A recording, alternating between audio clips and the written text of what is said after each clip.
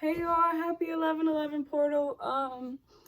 I was not gonna do a video today, but I was watching Queen Cup Tarot, and her 11/11 portal reading, and it just really inspired me. And I just love her as a reader because, and like all the readers that I fuck with them because they are very, um, authentic and unapologetic about their messages, their delivery, their self, what they say, what they believe in, what they speak about. Um, and I feel like they have such strong tribes and people that they speak for. Like they speak for the awakened people. They speak for people who have been through shit. They speak for people who have found their safe haven within themselves or are searching for that, or people like me, people like you. And that's why I really enjoy them. My niece is just Jada. Sheesh. And yeah, it's just so funny because I was speaking to my story and I was just telling people because I always feel like I have to let these motherfucking like demons and low vibrational people and like these energy suckers know that like I don't give a fuck. I feel like society has a lot to say about the things that we talk about openly, the things that we express, the opinions that we share. And it's like a lot of shit to break away from.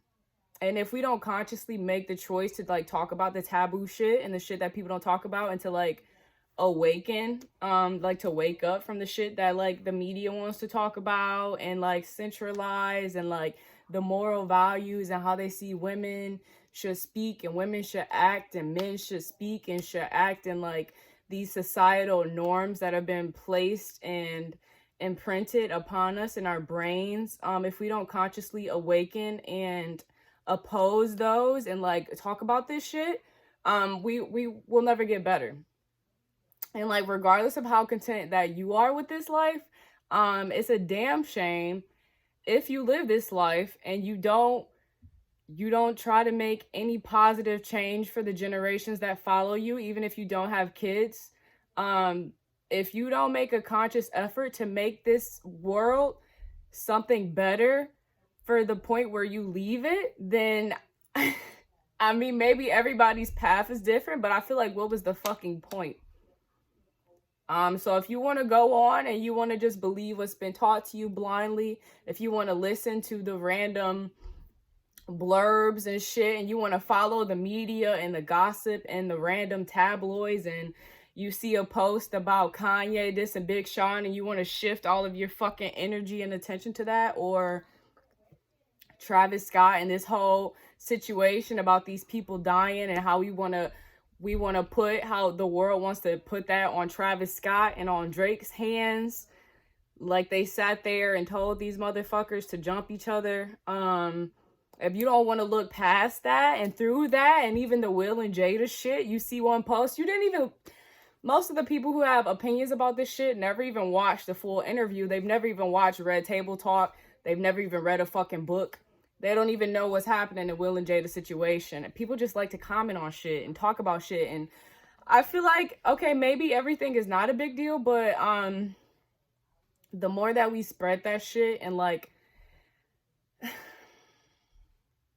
it's just the smallest things that we do that we feel like they aren't important. Everything plays a major part. And maybe not every retweet and every, thing that you do is that important, but you really have to think about it, because there are so many things, so many processes, so many systems that are just built to control you in the way that you think, in the way that you act, in the way that you move. So if you don't consciously fucking awaken, then you'll be sleeping forever. You'll be kissing your boss's ass for $13 an hour or $20 an hour or whatever the fucking hour. I don't care how much anybody pays me. You can never pay me enough to kiss anybody's ass. I would work at McDonald's before I would sit there and kiss somebody's ass to keep a fucking job.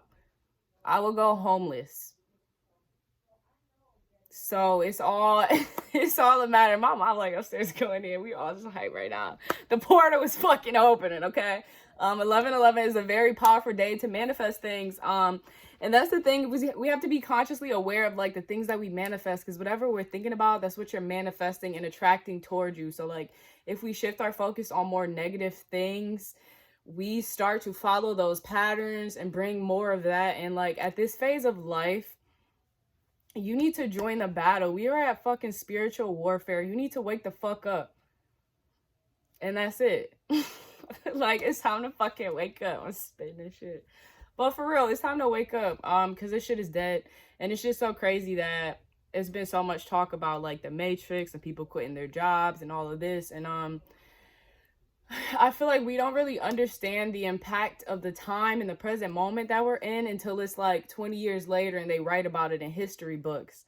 But you have to analyze and evaluate it yourself to realize the important part that you play, and to realize what is going on around you, what is happening to try to control you, to try to hold you back, to try to stop you from growing. Jada? I think she's safe. I'm like multitasking. But yeah, what else did I want to say? 11/11 portal.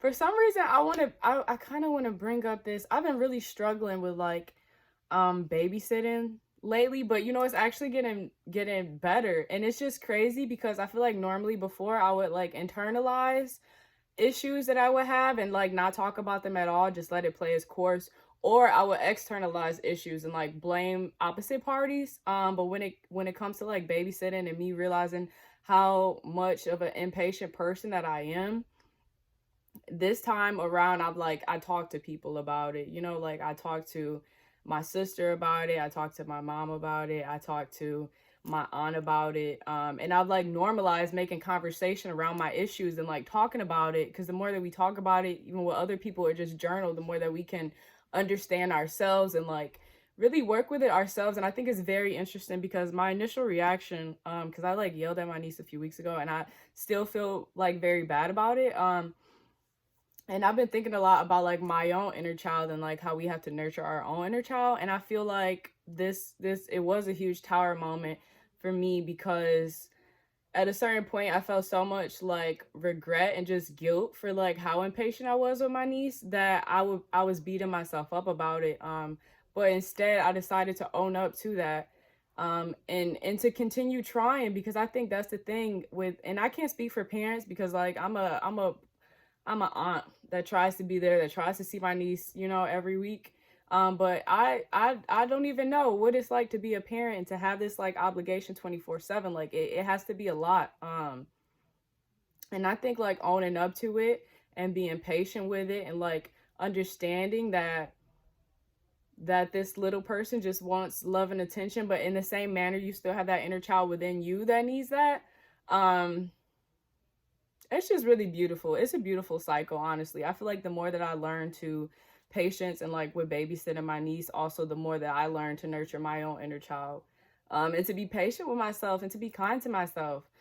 And yeah, so whatever problems and issues that you guys are working through, you are not the only one working through it. I strongly encourage you to seek help and guidance and solutions, and to talk about it or to write about it, or to meditate with it or to pray about it. I've been doing a lot of baths lately. I'll randomly find myself feeling just anxious as hell or like depressed as hell or like sad as hell, and I'll literally will go and get in the bathtub and sit in the bathtub, and it'll feel so much better. I wake up, or even when I'm in the tub, like I feel like it's a spiritual practice for me. So whatever it is that your spiritual practice is, if that's running, walking, talking to yourself, singing, dancing, moving, I strongly encourage you to start tapping into that more often, and to become more self-aware of when you fall out of alignment, like when you have anxiety, or which is very interesting because I feel like you can look at anxiety as anxiousness or as excitement, and it's all a mental thing. So yeah, I just pray that with this 11/11 portal that we all begin to expand our consciousness more and to talk about these things more often and more expressively, and that we allow other people to do the same. and to move forward, to like break out of what we've been taught. Like, and if you are doing that, which I know you are because you're watching this video, which is fucking amazing. I'm just proud of you. I'm so happy to be here on this journey with you. This shit is not easy. It's not. And I'm just very thankful to be here and to play a part. Just know that the whole world's problems don't fall on your shoulders, but you do have solutions that you can find for your own life to make your life better, to make your loved ones' lives better. I pray that you learn to connect with the masculine, the feminine, and the inner child within you, and to heal that family so you can start to heal the family around you and outside of you, and the people and the relationships that are reflections of you. I pray that they just become more brighter and softer and more trusting and more vulnerable. And yeah, send in all of my love. Wow, we got to 11 minutes on 11/11. I love you guys so much. Like, share, subscribe.